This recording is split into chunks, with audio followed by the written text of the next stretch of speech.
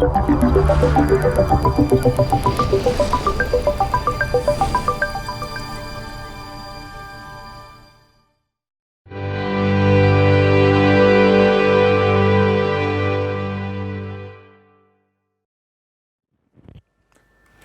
of all, thank you very much. It's a great opportunity for me to be here. And from the presentation, I gather that there is a lot from the European Commission and from the European Union to learn from the activities and what has been done also in China.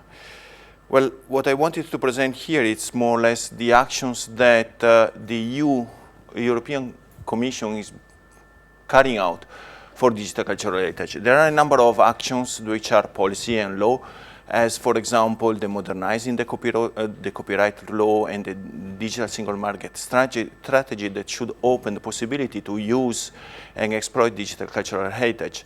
But there are also other activities which are done within within the unit where I'm working, which is, for example, promoting digitization, online accessibility, and digital long-term preservations of digital assets.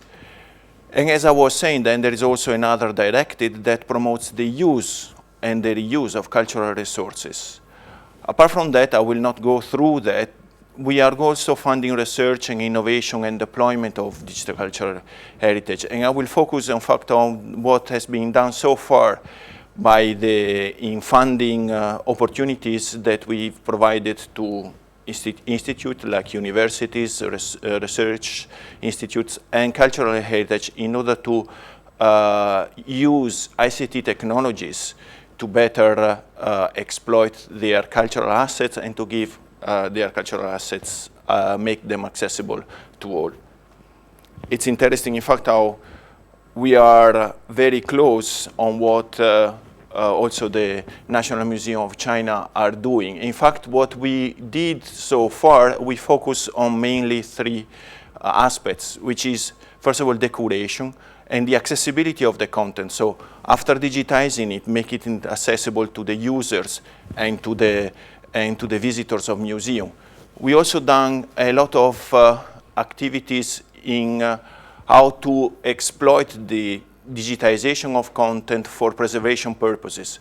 Here is the example, for example, of the David statue in Florence, where technologies, 3D technology and 2D technology has been merged in order to assess the status of the statue. And there has been discovered, for example, that there are cracks on the legs of the statue itself that can, in the future, put in danger the statue itself. Or conservation purposes, as this Madonna in L'Aquila, which was completely destroyed by the earthquake that has been there and reconstructed through digitization technology that managed to put up the pieces, the very small fragments of the Madonna after the earthquake.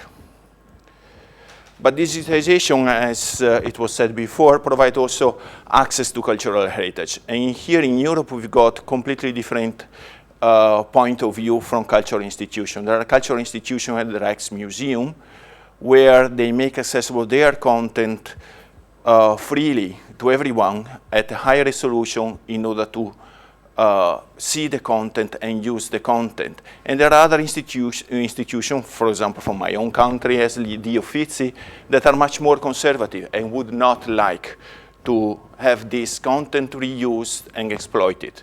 Now there is this dilemma, and it would be interesting also to see what is the point of view of the museum in China. What we've seen so far, or what we saw so far, and it's confirmed by the Rijksmuseum, is that making accessible digital content does not reduce the visits through the doors, does not reduce the visit of the Rijksmuseum.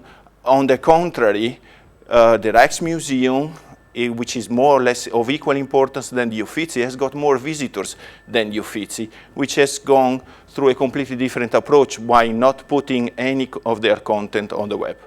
So again, this one is one of the dilemma and the discussion that we are going through in Europe. What have we done so far? As I was saying, is promote and done research on digitization, on like success, research research by means of using ICT technologies to continue research, cultural, social science and humanities research. Digital preservation, long-term digital preservation, this is extremely important. We've got more and more born digital material, or we've got digital material that we want to preserve for a long term, so for more than 50 years, and we really do not know how to do it. And then we've got also the aspect of preservation and conservation of the actual cultural heritage, as I was saying before. Here I'm presenting some activities that we funded. And for example, this is a network of ICT technology provider, research institute, and cultural institution that has, for example, created a network around Europe on 3D digitization. They develop tools for 3D digitization. They are the people that, for example, has developed this tool for the reconstruction of the Madonna that I presented before, or the digitization in 3D and 2D and combining the two elements for the David. So this is, for example, one of the projects where a number of research institutions are working together in order to share their knowledge and to continue research on these aspects.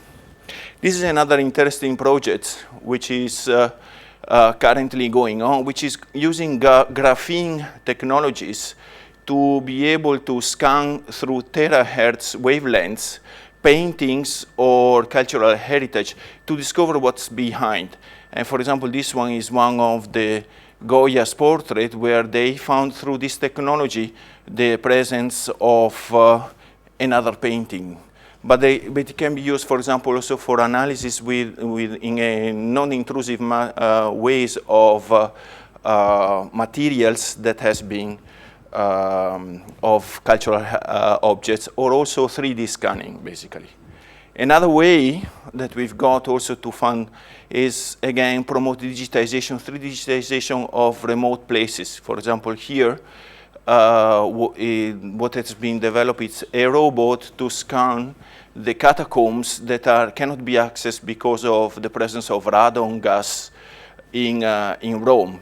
And again, there the most important thing is that, again, the robot should be relatively cheap to build and easy to maneuver, because it goes in remote places where if it cannot come back, it's going to be lost. Online access. On online access, again, we developed quite a lot of projects that make use of the technologies, as it was mentioned before, also in the National Museum of China. Use technologies in order to provide a guided tour to museums, for example, as in this case, that will help the users and the visitors to get a really guided visits. So this one, for example, is not only providing virtual reality images of how it was, but it also, by entering into the system that they produce, the characteristic of the person and the interest of the person, he define a guided tour through the museums, pointing out, depending on if the person is a child, if it is a student, or if it is another person with different interests, providing a personalized tour of the museum. We've got also developed a network of, and here the video is not working, I'm sorry about it, of virtual museums. Again, being so diverse and combined by different nation member states, we've got sometimes the necessity of displaying different artifacts that can have a common link and a common interest in one single place. And what's better than a virtual museum? This, for example, project is developing tools and technology to develop this virtual museum and to show this virtual museum and make them accessible to all. We've got also a Europeana as the digital European digital library, which is again a major endeavor of the Commission, and more than 3,300 cultural institutions, providing access to their content. We managed so far to gather 44 million artworks, artifacts, videos, sounds, all together accessible through a single portal. How was it possible? Well, developing metadata standards that would have been accepted and agreed by all the various cultural institutions so that the content would be accessible and searchable through the portal. And as I was saying, then there is the conservation bit.